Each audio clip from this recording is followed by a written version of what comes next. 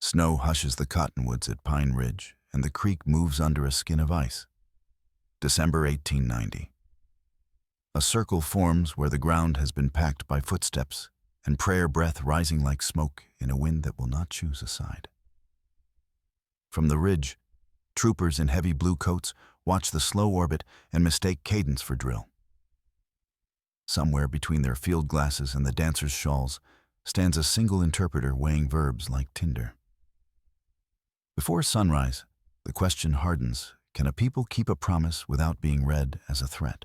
Blue winter breath settles over the agency houses and the cut banks of White Clay Creek. December 1890, Pine Ridge Agency. A question of faith and force. Did a circle dance become a war in the eyes of the state? Frost smokes from the nostrils of ponies tied along a fence of cottonwood poles. Children step prints the size of a hand into new snow and then sweep them away with willow brooms, trying to hide the trail that always returns. In the cabins, the iron stoves tick like small clocks after the firewood is gone, and the ledger men count beef and flour by columns that shrink with each line. A song moves across the flats without a drum. Only feet and breath and the hush of wool sleeves, and in that cadence elders hear a promise older than the fences that the world can be set upright if the people hold together in a single circle. Riders from the north bring news that arrives before their horses' messengers came with a star shirt. And words that say, "Live clean, do not harm, keep the dance, and those who have gone will return with the buffalo." Some call it a religion of hope. Others, reading the same breath through field glasses, call it an uprising.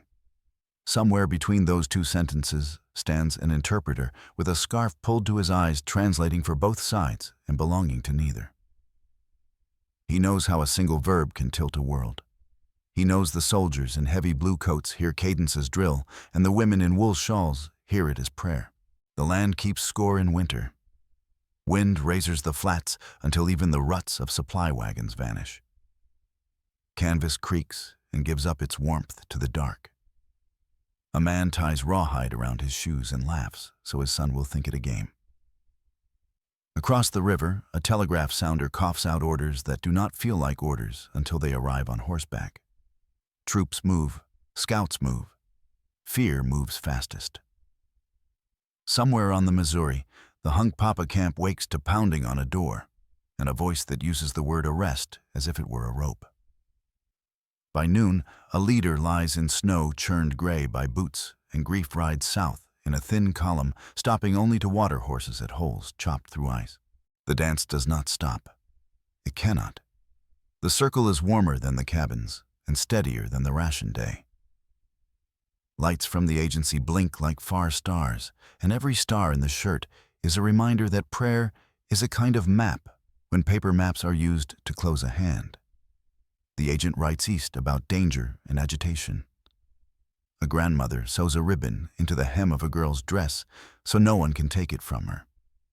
In the blue hour before dawn, the interpreter copies names by lamplight into a notebook that smells of smoke and cold grease. And he wonders which of these names will be mispronounced by men who have never seen this river, this grass, this such a sky. Two stakes rise from the same frozen ground.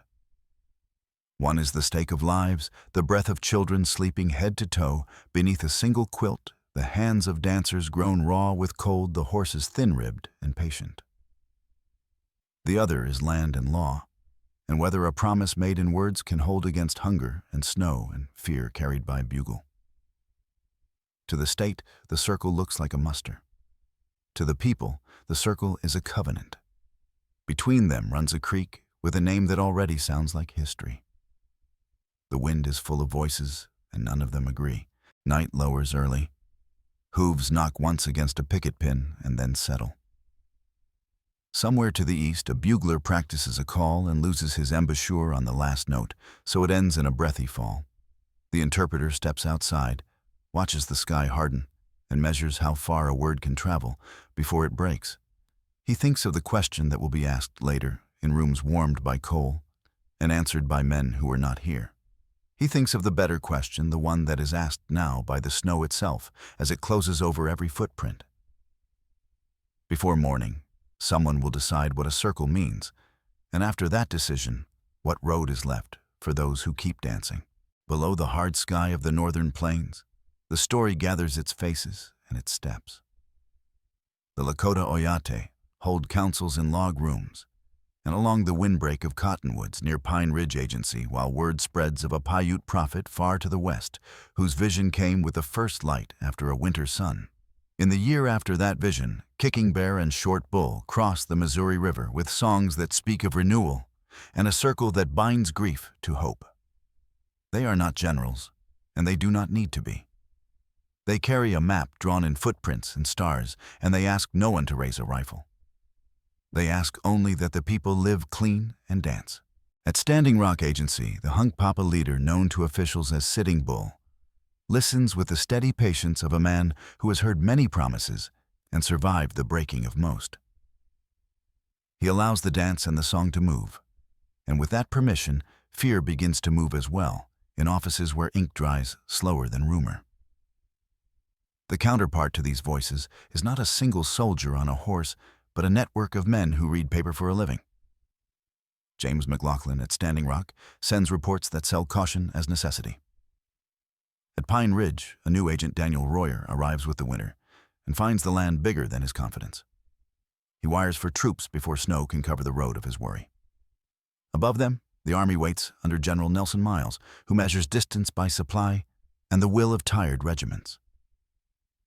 Inside the 7th Cavalry, Colonel James Forsyth rehearses orders and keeps his breath from fogging the glass of a map that lists creeks like problems to be solved. The land itself is a character with moods and rules. Badlands break into teeth-edged ridges that can hide 100 riders and make 10 look like 100 more. The White River carries thin water and thick rumor. Cottonwoods along White Clay Creek lean as if listening. Buffalo no longer roll the grass flat, and so the snow stands in long drifts that cut trails in half. Wood runs short, and rations run shorter when the issue days are delayed by weather or by the math of men who were told to economize. Families patch moccasins with rawhide and keep the children near the stove. The circle dance is a form of heat and faith together. The steps hold time when the clock on the agency wall says there is not enough of it. Policy is a silent companion in every room. The Treaty of Fort Laramie, 1868, named boundaries that included the Black Hills and promised protection that did not hold once gold gleamed in a miner pan. The Dawes Act, 1887, broke communal lands into allotments with surplus to be sold, and with that single statute shifted the ground beneath every conversation. Those 2 sentences of law whisper inside every decision that winter. They tilt every table. They frame every report that calls a prayer a threat. A short timeline fixes the drift. In the winter following Wovoka Vision, the message rides north.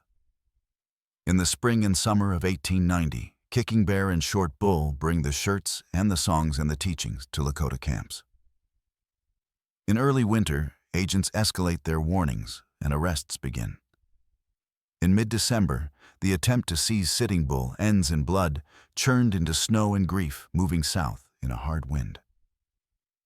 Days later, Spotted Elk Bigfoot gathers his mini-conjou and turns toward Pine Ridge, where he believes safety can still be found near relatives and the mission.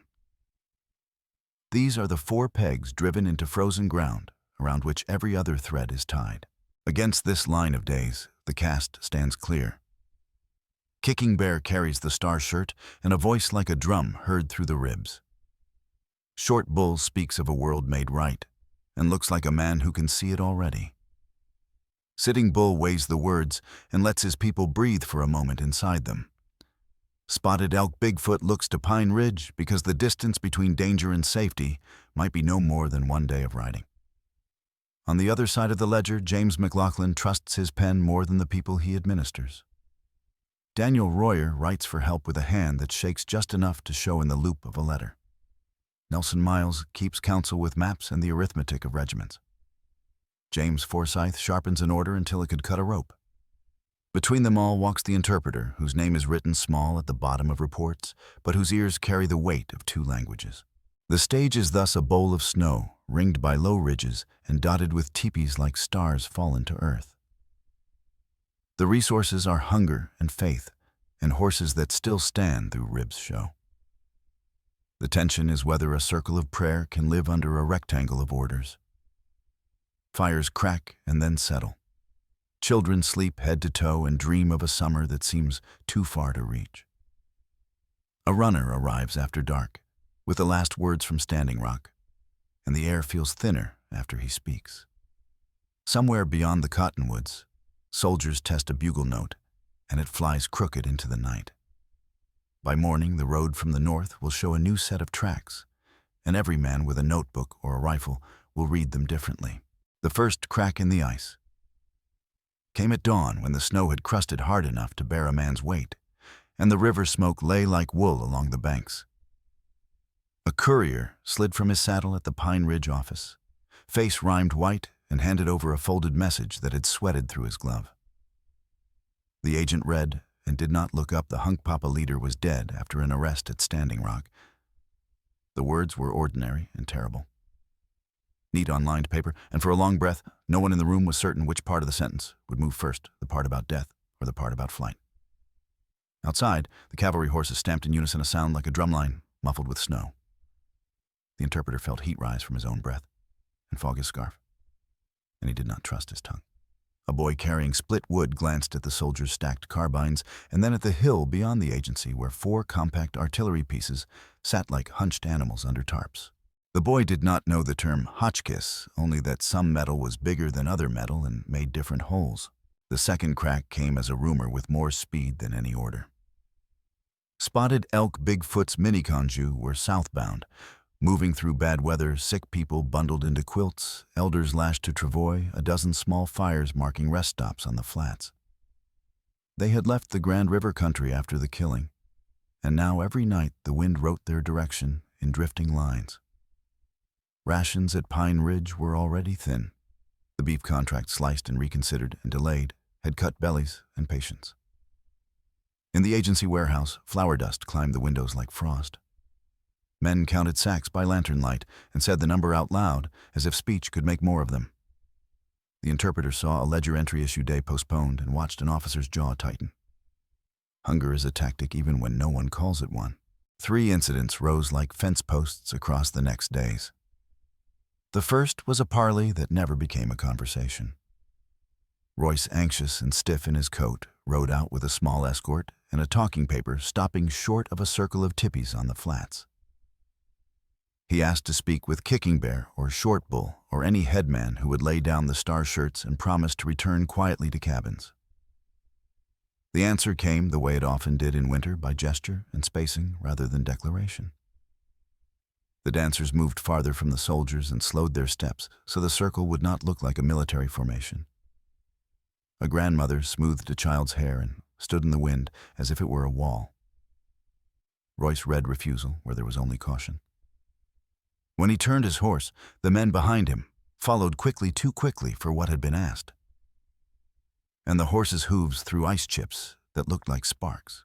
The second incident was a night march that ran out of road. A column of soldiers heavy with blankets and ammunition moved east of the agency lines to intercept Bigfoot's band before they could join dancers near the mission. The wind blew sideways, loading the leeward side of every hill with powder. Somewhere in that white, the scouts lost the trail and circled to find it again, boots crunching, breath rattling in the iron night. They found a small fire in a cutbank and the pressed-down shape of bedding beside it. A cough came from the dark, a child's cough that had the thready sound of fever. The captain raised his hand, and the squad stepped back, not in mercy, but in confusion. The scout spoke quietly. Sick people do not mean a fight. The captain lowered his hand. They left the fire to die and took the trail the other way. The third was a signal that once given could not be recalled. Forsyth ordered the Hotchkiss guns hauled to a low ridge south of the agency camps, where a clear field of fire opened toward the creek flats. The crews unlimbered with the skilled boredom of men who have done this often. Wheels bit into snow that squealed like wet glass. Behind them, troopers began to collect rifles from those who came and went, ostensibly for safekeeping and practice, to thin the possibility of resistance. The effect was not confidence, but a cold stirring under the sternum of every onlooker. The interpreter watched the barrels angle down and felt the balance slide. A dancer pressed her palm to the center of her shirt and breathed. She had mended that seam twice already this winter. Weather is not neutral in such stories. A single day of thaw turned the drifts to slush and the slush to ruts. The next freeze hardened each rut into a trap. Wagons tipped and righted and tipped again.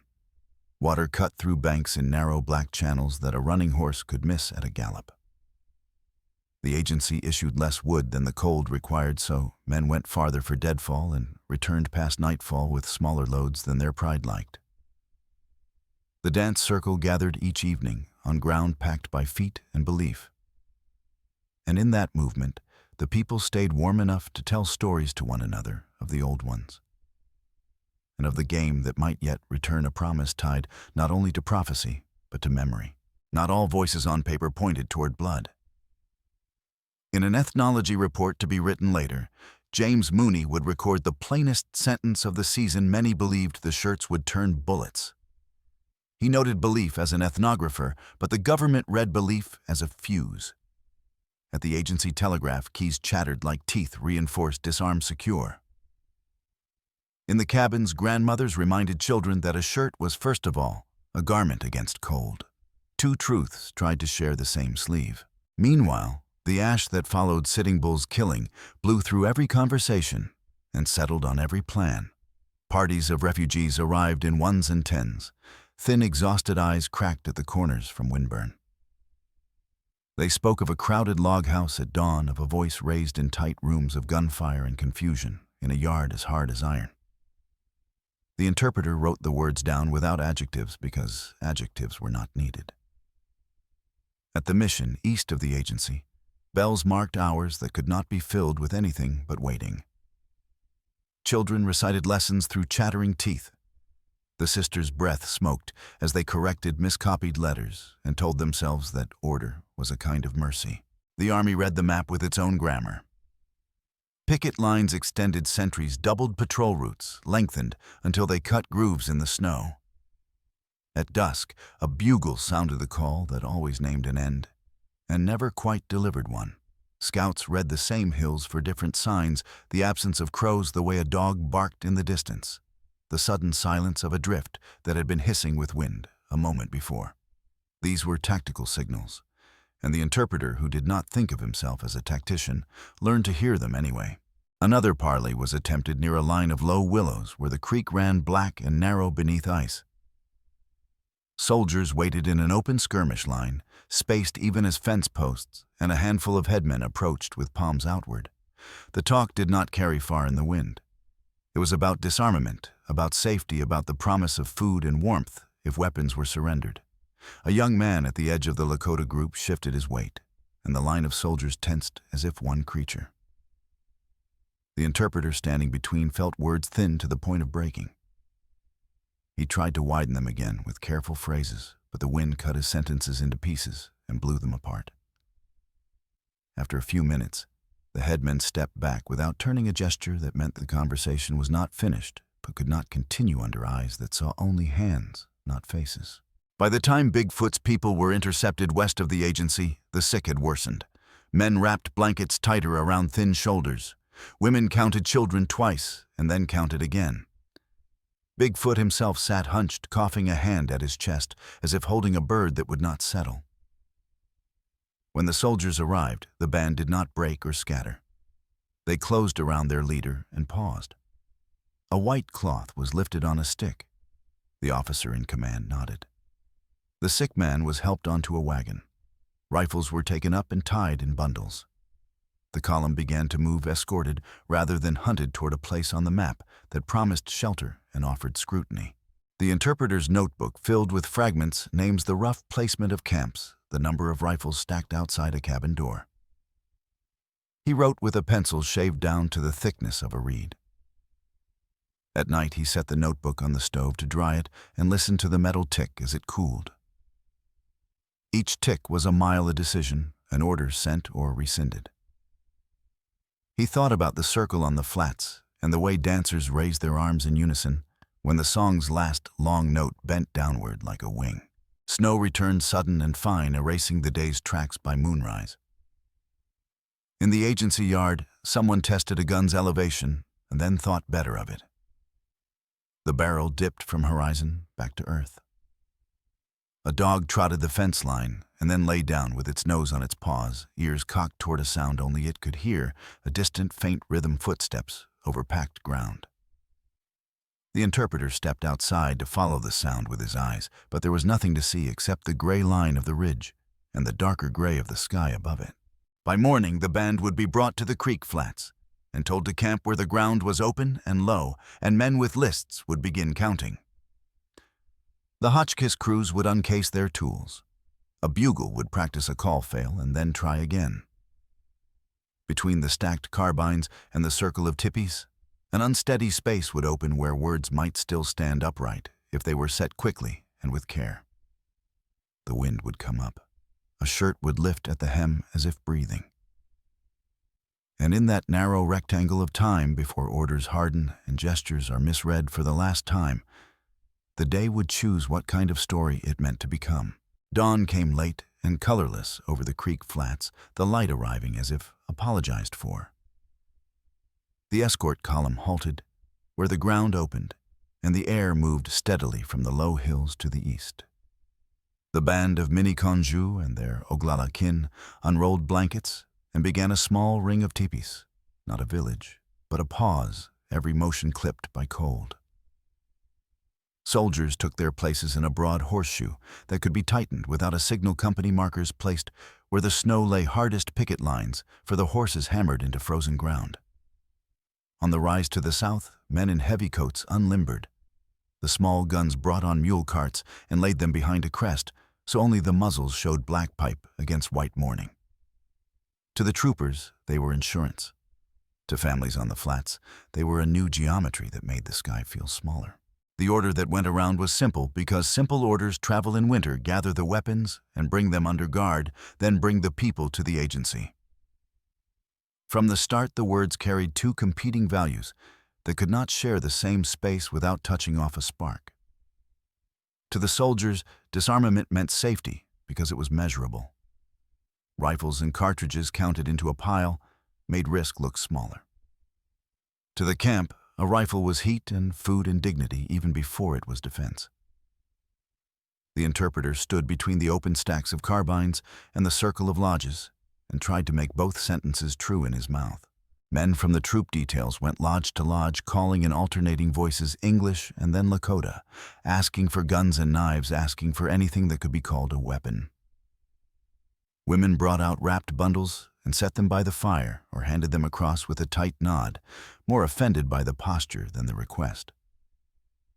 A boy produced a single, rusty pistol with a broken spring and laughed because he had seen such laughter calm a dog. A headman lifted a rifle butt, first eyes on the horizon rather than on the soldiers' faces. The smell of cold ash drifted up as the fires were raked and brightened. Children stood in clusters, the youngest hidden behind the skirts of older sisters who, with practiced movements, kept shawls tight at the throat and fingers warm enough to work. Bigfoot sat under a canvas fly, hunched with fever. His breath counting itself, the cough folded into his chest like a bird learning to be still. An army surgeon stepped forward, asked permission with his hands, and felt for heat at the ribs. The old man's followers made a half circle around them, not menacing but protective, the movement of a creek when a rock falls into it.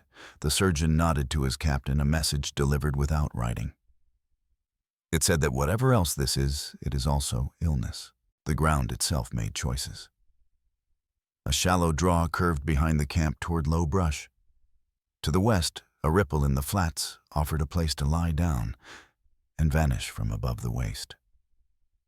The soldiers read these as positions, not as features. The women read them as shelter from wind. A pair of scouts who had once hunted these same bends of water stood where the line met the draw and kept their faces blank out of respect for both roles they were trapped inside. Time thinned to decisions. A trooper called out that the pile of surrendered rifles was smaller than expected. Another answered that more weapons must be hidden. The officer in command of the inner line gestured with his chin, and the men shifted from a loose arc to a tighter semicircle each man, a measured space from the next, so that a command could travel by sight if sound failed. On the rise, the sergeant of the guns tested elevation by sighting on a bare willow trunk and then dropping 2 finger widths. The interpreter saw the adjustment and felt his stomach tighten, not because he could do the arithmetic of angles, but because he understood what the belief in angles does to human ears. The dance shirts were visible even under coats, stars and suns ghosting through the cloth when the light struck. And there was a murmur among some of the troopers who had been told the shirts were charms against lead. Not all of them believed it. Enough of them did to make nerves into tinder. The elder, who had mended the hem of her granddaughter's shirt, placed a hand there now, a gesture of reassurance, not defiance. Across the open ground, a bugle tried a call and broke on the last note, a fragile fall that made several horses lift their heads, as if a word had been mispronounced. Men brought out more rifles in 2s and 3s, some good. Some near ruined their stocks, dried and cracked by the long cold. The pile grew, but not enough for the officers who had sketched numbers on paper the night before in a warm tent. When the count fell short of the imagined number, a smaller order became a larger one. Search the lodges. Search the blankets. Search the men. The interpreter translated, and the words felt like brittle wire in his mouth. Search is not a neutral verb when it enters a home, even a temporary one, raised on open ground. Inside the first lodge, the soldiers moved carefully the way men move.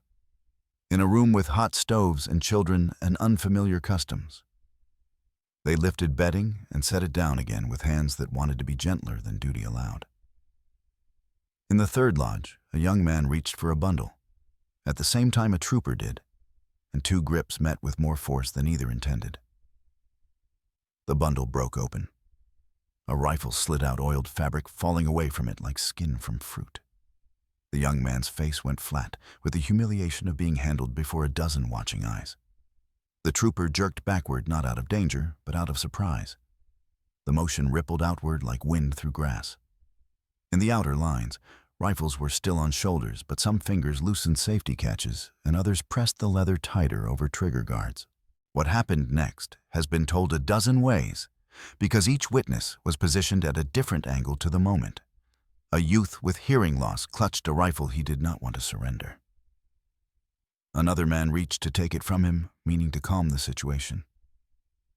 A soldier moved in his face, set hard against a morning that had already asked too much of his nerves. A hand closed on a barrel. Another closed on a forearm. In the scuffle, the rifle pointed up and then down and then sideways. No one agrees about the first report. Some say a shot cracked from the lodge. Others say a gun discharged as it was being wrenched away. All agree that once the first sound tore the air, the rest of the morning fell down a steep incline, from which there was no climbing back. The men on the rise reacted with drill that had been hammered into them on countless open fields.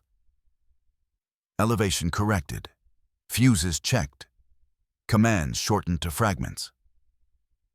On the flats, troopers dropped from shoulder arms to firing positions out of a cord of muscle memory that ties noise to motion. Headmen shouted for calm with voices that had kept boys from foolishness in summers when grass was tall. Women pulled children to earth and covered heads with shawls. The interpreter threw up both hands and shouted words that were not translated but were shaped like stop and wait and listen. Then the sound changed from single cracks to a rolling clap that moved along the line like a piece of canvas being snapped in a wind. Snow jumped in spurts. A kettle smashed and spun on its chain. A horse screamed somewhere behind the line and tore free eyes white. A woman crawled to the edge of the draw, pulling a child who had stopped understanding what anything meant and only breathed. A man threw his body across the opening of a lodge and felt the weight of the canvas in his teeth as it tried to lift. The drummer in someone's memory could not find the next beat. In the chaos, intention and accident braided so tightly that even in recollection, they could not be separated. A soldier loaded and fired and told himself he was returning fire. A dancer raised both hands and moved sideways because sideways felt less dangerous than forward or back. The guns on the rise spoke in a mechanical rhythm that pays no attention to the content of the day, only to orders and to geometry. Smoke crawled along the ground and into the ribs of everyone breathing close to earth. The interpreter ended up in the open, and then somehow behind a small caravan of bodies moving as one, and then inside, a confusion of canvas and wood, where every sound was the same tone of fear stretched thin. There were acts of courage so small that they would not fit in a ledger. A trooper with a farm boy face put his hand on the barrel of a comrade's rifle and pressed it down, saying nothing, because saying anything would break something fragile in his mouth. A girl stood and screamed a name until the person with that name answered, and then she lay down again because someone older pushed her hair and told her to. A scout who had once hunted the creek bends saw a boy run toward the cut bank, and a pursuing figure raise a weapon, and he shouted not at the boy, but at the figure using a name learned in payrolls, and the weapon dipped. The shooting ran out, not because anyone ordered it conclusively, but because the day and the magazines emptied at the same speed as breath. The echo of the rise guns faded last, cracking along the low hills and coming back thinner each time. When quiet finally arrived, it was not true silence. It was the sound of snow falling from branches, the sound of stoves burning down, the sound of metal cooling, the sound of breath taken and then held for a long time. The interpreter stood straight for the first time in minutes and felt his spine protest.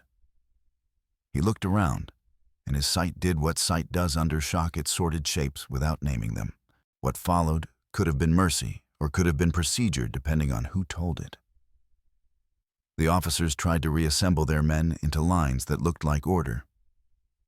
Details were sent to gather the surrendered rifles that lay scattered in arcs where they had been dropped or flung.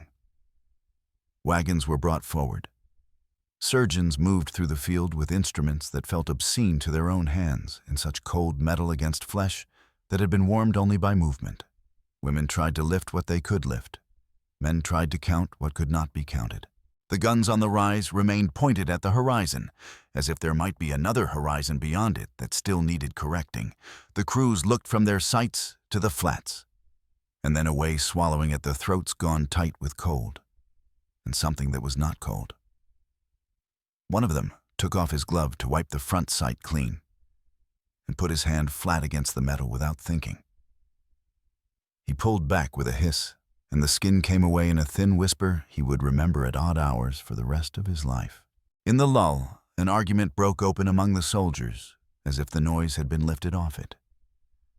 Some insisted that they had been shot at by men hiding behind women. Others said there was no way to tell what had happened once the first report went. A third said nothing, only stood and retied a strap on his kit that had not needed retying.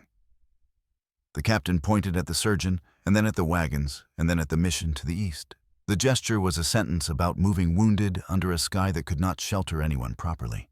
The interpreter moved again because movement felt like choice. He found his notebook where it had fallen and brushed away a crust of snow. The pencil had snapped, and he made a new point with a knife that had been his father's shaving curls that fell like feathers. He wrote the date, and then stopped because the next word would have to be a place name, and the place name felt heavier than he had expected. He skipped the name and wrote instead the shape of the ground flats, opening to a shallow draw, and told himself it was enough for now. He could feel a question gathering in him that did not fit in a book. By afternoon, the mission to the east would see figures moving toward it, and the bell would ring, though no service was called, and men would meet men in the doorway with their mouths set in ways that did not match their collars. There would be another contact in the draws south of the mission, shots traded along the edges of brush, a series of surges and pauses that looked like purpose from a distance and like fear up close. And then winter would be winter again, honest, blunt and equal in its demands, while paper in warm rooms far away decided how to arrange the words so that what had happened could be carried by those who had not been there. Snow absorbed the end of the morning and then gave it back in fragments. After the firing ebbed on the creek, Flat's movement resumed as if the day had only paused to breathe.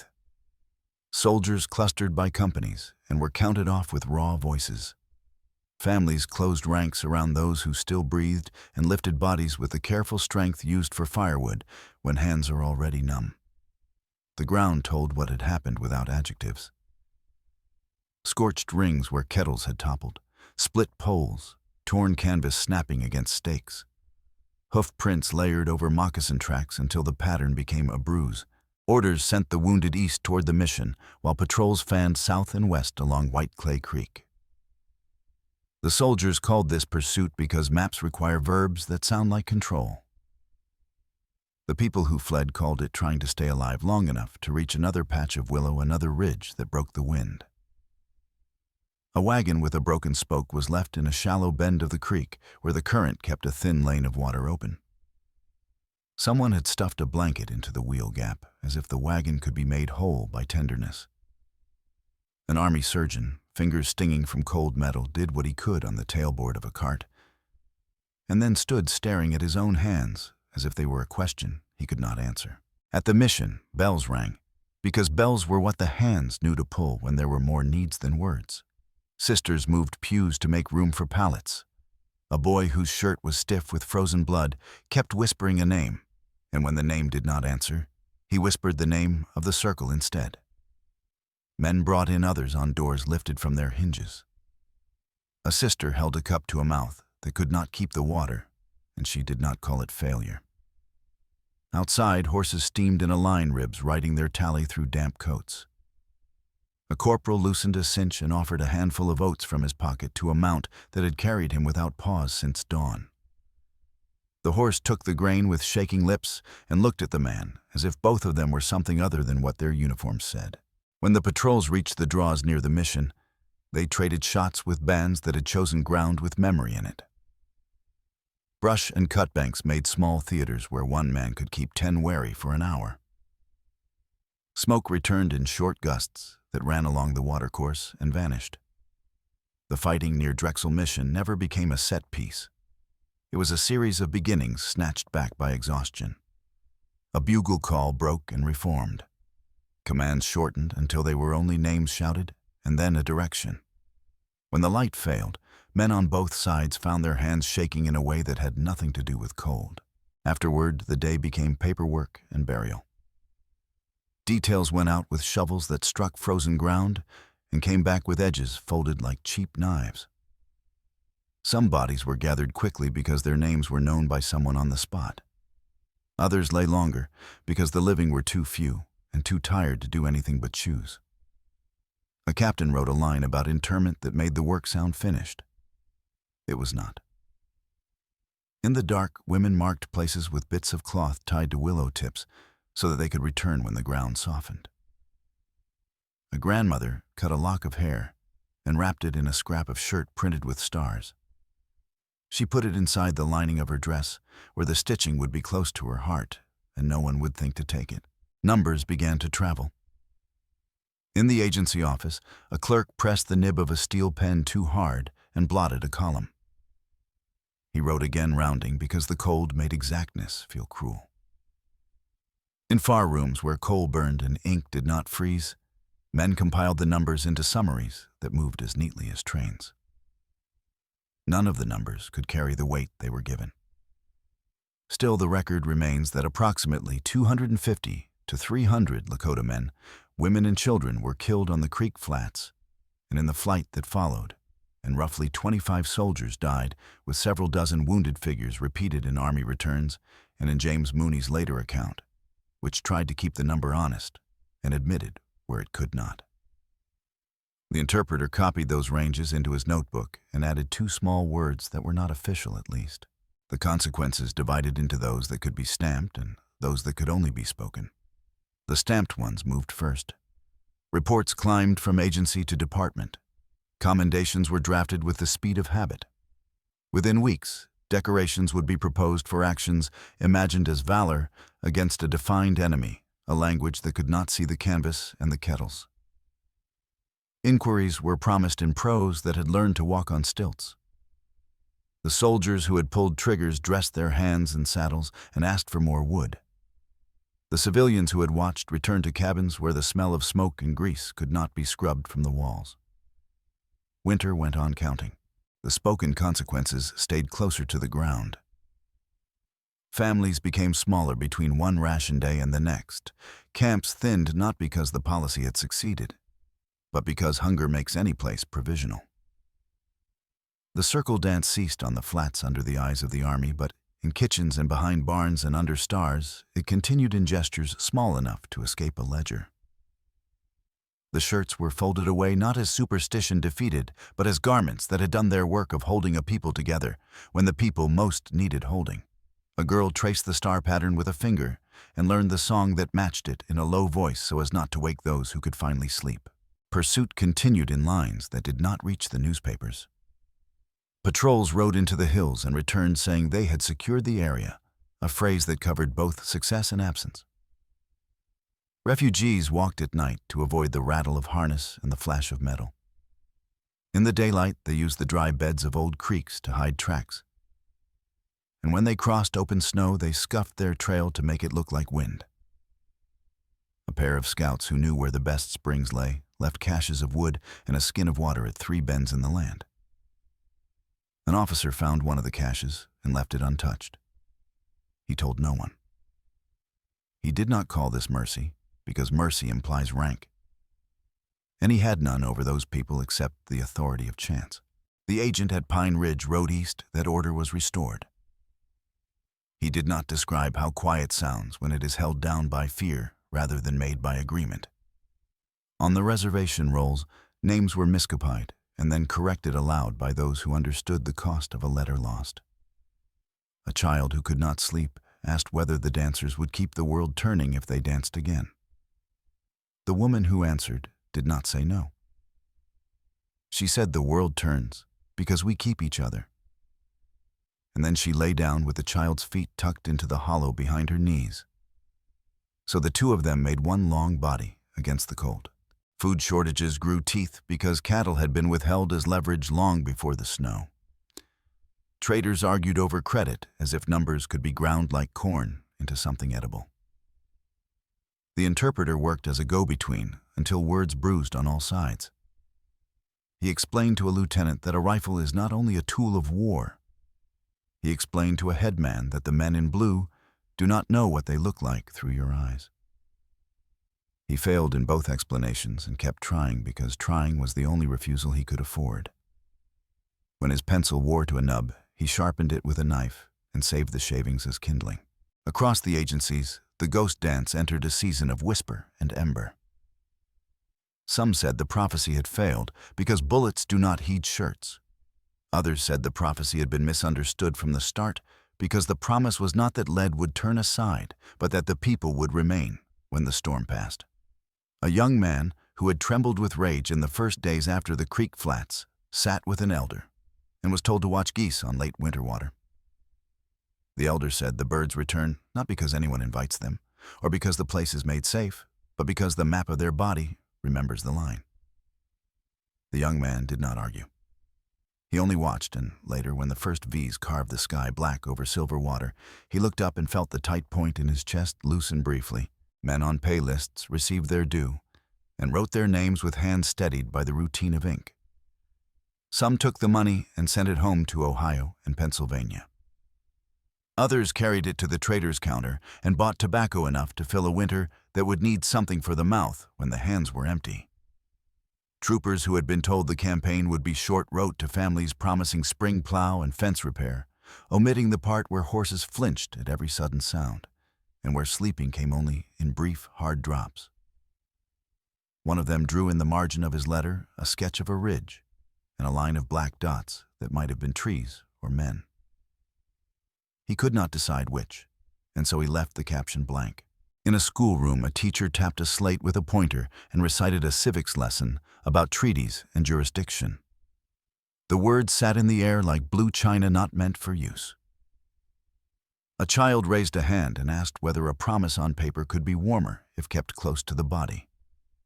The teacher could not parse the grammar of the question and sent the child out to fetch water. On the way to the pump, the child stepped into the exact print of a boot left by a soldier that morning and felt his heels settle as if dropping into a thought. The creek flats thawed slowly under a sun that returned without apology. Scraps of canvas lifted and wandered, then snagged on sage. Brass showed itself in dull sparks among last year's grass. A woman walked the ground with her palm open at thigh height, as if reading Braille, and with each rise of her breath she matched a name to an area, a method of geography older than survey. A pair of men came with shovels after the frost left the top few inches and lifted what could be lifted into places chosen by memory. They spoke soft and without instruction. The wind did the rest of the talking. In the distance, another kind of wind was rising, this one made of paper and stamps, and the steady shoes of men who work in marble buildings, recommendations for praise, petitions for redress, queries to known experts whose notes filled boxes with twine around them. The word inquiry became a cord that tightened and loosened with each paragraph. The interpreter, when he heard it spoken, pictured not a hearing, but a hand palm down, pressing a page flat so it could be read more easily, and missing the way the page curled at the edges, because it still remembered being a tree. By late winter, with the roads passable again, a delegation would travel east to describe what had happened in rooms where windows faced carefully chosen views. Some of those who listened would prepare to say that tragedy grows from fear and miscommunication. Others would prepare to say that order must be kept. Between those two sentences, there might be space for a third one that did not excuse and did not flatten, but traced the path of hunger through policy and the path of faith through winter. If such a sentence could be spoken, it would have to be spoken soon before the next season hardened new ruts into the ground. Tomorrow, papers would be signed that gave the impression of an ending. They would use words like closure and security and appointment and relief. They would not speak of the ribbon sewn into a hem or of the way a man's hand remembered the burn of a cold gun barrel weeks after the skin had healed. They would not be asked to. But the words would still be there, on desks and in files and inside the mouth of the person who had carried them this far. And on that mouth lay the beginning of whatever came next, whether it was a hearing or a law, or a long walk to a hill where the wind writes the truth with more patience than any clerk. By spring, the official words tried to make edges where the winter had left none. Couriers carried thick envelopes between agency and department, and in rooms warmed by coal, a court of inquiry assembled to give the day a frame the law could hold. Officers gave statements in measured tones. Scouts described the ground with a hunter's accuracy and a soldier's caution. The question put to them was narrow orders, formations, the handling of arms, and the answers returned the way spring ice returns to water slowly and with noises that sound like breaking, but are only change. Colonel Forsyth was relieved while testimony gathered, then restored after the board found his conduct within the bounds of the day. The finding did not travel well on the flats where families were still sorting bedding and names, but it moved easily on paper because paper is designed to carry conclusions. Decorations followed almost as quickly as inquiries. Citations for gallantry were drafted in the same hands that had tallied ammunition. And within the year, bright ribbons were pinned to dark coats for actions taken on the creek flats and near the mission. The citations named courage, under fire, and steadiness in confusion. They could not name the canvas or the kettles or the shawls. In kitchen talk and in testimony that would only be gathered years later, those ribbons were discussed not as honors, but as weights hung on a story to make it fall the way the writers wanted. The controversy would outlast the men who wore the medal, and in later generations, petitions would call for those awards to be reconsidered. The paper record and the mouth-to-mouth record looked at each other across a long table and did not agree, and neither could force the other to rise or bow. Prisoners were moved with the season. Kicking Bear and Short Bull, whose words had carried the vision north, were held under guard and then released when the army decided their bodies were less dangerous than their songs had seemed in winter. Boys and men taken in the aftermath were counted and then uncounted. Some sent to distant posts, others returned under the condition of a quiet no one could define in writing. The dancers' circles on the flats broke up under watch, but in homes and behind barns, small gatherings continued in whispers that were not confession, but continuity. By summer, the official memoranda pronounced the matter concluded. The people did not. policy pressed on unembarrassed by winter. The allotment plan, already law under the Dawes Act of 1887, continued to cut rectangles across the Great Sioux Reservation, dividing commons into fractions that pretended to foster independence and in practice fractured community. The 1889 Act that had broken the old map into Pine Ridge, Rosebud, Standing Rock, Cheyenne River, Lower Brule, Crow Creek remained the frame, and the post-1890 settlements slotted back into it, as if the season of fear had been an episode rather than a warning. Mission schools enforced language with rulers and hymns. Agents wrote reprimands for ceremonies renamed as disturbances. The state defined peace as the absence of circles it did not understand. Debate found 2 points to worry like stones in a pocket. The first was the number itself, how many died on the flats and in the flight that followed. Army returns offered one set of figures, James Mooney's careful work another. Survivor accounts insisted on names rather than totals. The ledger people wanted integers. The families wanted syllables pronounced correctly. The second was the first sound that morning who fired whether a single shot began the roll or whether panic made beginnings meaningless. Officers wrote that resistance triggered response. Witnesses said that a scuffle turned a weapon the wrong way and fear did the rest. In the archive, those arguments sit near each other and never touch. In memory, they coil together and make a single ache. Not all outcomes lived on paper. Around the mission and the agency, women remade families from the edges inward, taking in nieces and neighbor children without ceremony because ceremony had been misread too often. Men repaired harness-mended rifles for hunting and made a circle of tools on the dirt where the dance had been an assertion that work could be prayer when watched. Graves were tended as the frost withdrew, and where names were not known, the ground was addressed by the stories of the people who had last walked across it. The interpreter kept writing. He copied the court's conclusions beside his fragments from that week and drew a line between them that meant not equal. When he reached the page about the medals, he stopped and left a blank space to be filled later with whatever word would be honest and survivable at the same time. He spent evenings at a neighbor's table translating letters into English that would be persuasive without betraying the original soul. He failed often and tried again. He learned that a sentence can be both accurate and useless if the ear it enters is trained to hear only one kind of subject. On the distant slope of law, another long story continued to gather. The Black Hills claim, which had its modern seed in the taking of 1877, moved forward in fits through courts that measured justice in decades. The memory of Fort Laramie, 1868, remained a structural beam in community talk. A promise that the hills would remain for as long as the rivers flowed and the grass grew. Each time an official said final, the word met the old promise and lost. It would take until 1980 for the Supreme Court to say plainly that the taking had been unlawful and to offer money instead of land. And the people most affected would say with equal plainness that the land was not for sale. That sentence belongs properly to another part of this story, but its roots show here in the winter ground. The Army reposted men and wrote the campaign into regimental histories that reduced terrain to arrows and blocks. Some troopers carried the winter with them, like a smell that arises on wet wool. A few would speak of it late when another kind of winter set in, and words wanted to come out before they froze. Others would never speak, and their children would learn the shape of that silence and use it to judge distances in their own lives.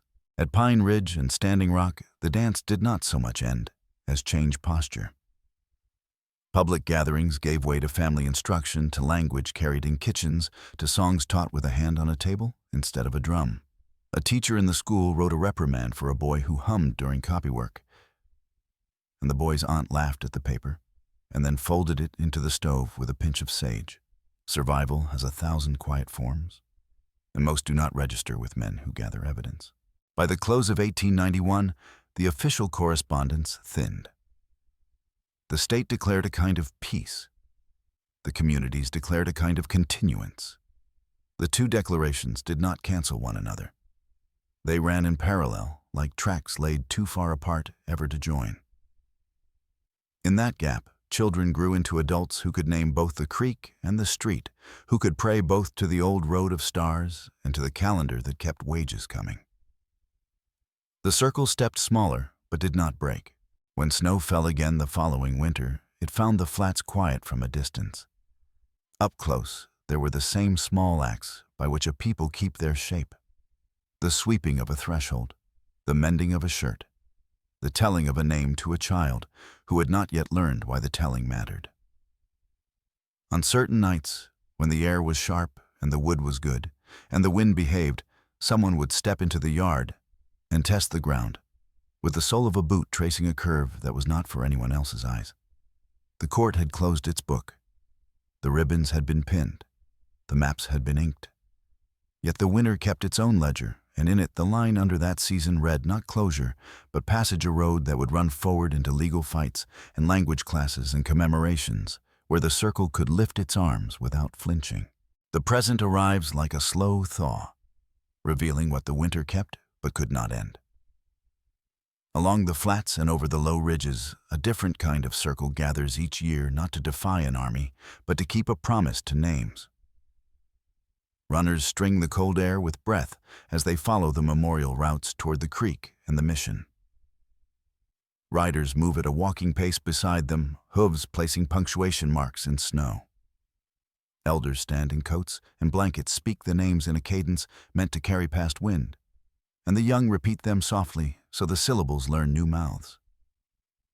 A drum sounds once, and then again, not loud, just enough to hold the edges together. The ground listens and gives nothing back except steadiness. Life, too, refuses to be defined by an old ledger. The agency is a town now, with schools and clinics and a radio station that sends songs over a horizon once held by picket lines. Children carry backpacks past cottonwoods, their chatter a braid of English and Lakota, a rhythm at once ordinary and deliberate. Population charts mark growth and struggle. Families, large and complex households that stretch between aunties and cousins, kinship lines that do not fit the forms, but hold better than the forms ever did. Across the reservation, the calendar fills with ball games and powwows, and community feeds with ceremonies not announced in posters, and with quiet work days when fences are mended and hay is stacked in weather that keeps its own counsel. Language is a daily labor. In classrooms, the vowels come home one by one, guided by teachers who lay a palm over the desk to show where a sound settles in the body. Immersion rooms turn laughter into curriculum, and radio hours carry lessons to kitchens where grandparents correct gently and clap once when a sentence lands whole. Phone apps help a boy on a bus practice greetings under his breath while the prairie runs past as if approving. A young woman learns to pray again in words her great-grandmother stored like fire in a tin. And when she speaks them in a gym under fluorescent lights, the space reshapes itself into something older than its roof. The past sits openly on tables and in court files. Students lay photographs out in rows and trace lines between faces and places until a map appears that is not the government's. Archivists lift letters from boxes and copy names that were once misspelled into clean lists. Lawyers drive long roads to argue that a promise is not dissolved by the passage of years, that a taking is still a taking, even when recorded neatly. When one ruling arrives that offers money instead of land, the answer returns with the practiced clarity of a people who have rehearsed the line together: the land is not for sale. Cases continue in new venues with new schedules, but the sentences spoken in kitchens stay the same, and that is the measure that matters. Commemoration is both ceremony and classroom. The memorial ride traces the winter trail so that bodies can memorize a route the archive cannot teach. Youth runs cross the plain before dawn and arrive at the creek while the world is still blue, the cold flushing their faces until the present feels as real as the stories. At the mission, the bell rings, and the sound is not triumph or mourning alone, but a third thing that steadies the hands arranging coffee and soup. On the flats, circles open to include visitors who came to listen and to stand near without taking center. Some carry notepads. Most carry nothing but a willingness to be quiet. The wind moves around them, as if checking work. Memory grows infrastructure. A museum exhibit that began as a hallway display becomes a careful set of rooms where photographs have names and glass does not come between viewers and recognition. College classes teach winter counts beside federal policy, asking students to see how one speaks to the other across a long table. A language nest posts a list on the wall titled Words for Staying Warm. And the list includes not only the names of clothing and fire, but also the verb for keeping each other. None of this erases the ache. Houses still carry the smell of old smoke in their rafters. Jobs thin out in bad months. Grief arrives on its own calendar and sits unannounced at kitchen tables. Yet the circle holds because people hold one another. A teenager picks up a drumstick for the first time, misses the beat, then finds it on the next phrase and looks up as if the room has tilted into alignment. A grandfather lifts a star shirt from a cedar box and runs his fingers along a mended seam, not to test its strength, but to thank the hands that kept it together. On a clear evening, a teacher leads students outside and asks them to find the old road of stars. The parking lot lights try to drown the sky, but enough of it survives for the pattern to emerge. Someone names the directions in Lakota, and the sound draws a faint echo from the prairie, as if the grass remembers the mouth that first taught it. The teacher tells them that a circle is the simplest way for people to face one another and the hardest shape for a state to misunderstand. The students stand until the cold finds their ankles, and then stamp their feet and laugh. And in the rhythm of that laughter, there is a lesson no book will hold. A community meeting ends late. Chairs scrape, papers fold. Outside, frost crystals hiss under boot soles. A child tugs at a sleeve and asks the same question the interpreter once carried into the winter. What did they think the circle meant? The adult answers carefully because some truths require a steady voice. They say the circle means we are not alone. They say the circle means every name has a place to stand. They say the circle means we can turn and return and still be ourselves. The child nods and makes a small arc with the toe of a boot, practicing. The night runs quiet across the flats. Somewhere a drum checks the air with a single heartbeat and stops as if to remind the ground of its duty. The creek moves under the thin ice with the same calm voice it used long before anyone argued over its name. In the darkness, the first breath of snow arrives, and the surface begins to soften, and by morning, all footprints will be new. The old question from that winter remains, but the answer has grown particular. A circle in the snow is not a threat when one understands what it holds. The winter of 1890 ends again and again, each time that understanding is learned and taught and carried forward. The court closed its book, the ribbons dulled, and the maps held their careful lines, but the circle did not break. It simply stepped indoors into kitchens and classrooms, into breath shared over soup and songs taught with a palm on a table. Each winter, the trail is ridden again, so the feet remember what paper forgets. If the state once misread a circle as a threat, what would it take today for us to read it as a promise kept?